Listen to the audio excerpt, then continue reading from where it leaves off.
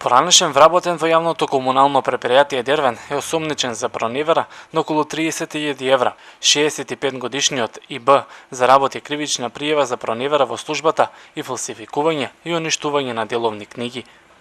Прво пријавениот додека работел како службено лице во јавното комунално претпријатие, односно бил продавач на погребална опрема, со намера за себе да се стекне со противправна имотна корист, присвоил пари од продадена погребална опрема, која што во пописната листа која ја изготвиле во декември 2012 година ја пријавил како затекната во продавницата. ИБ од минатата година се пензионирала од јавното комунално претпријатие, кривични за несовесно работење и фалсификување и уништување на деловни книги, заработија и 55-годишниот КН и 57-годишниот љВ, кои се уште дел од претпријатието.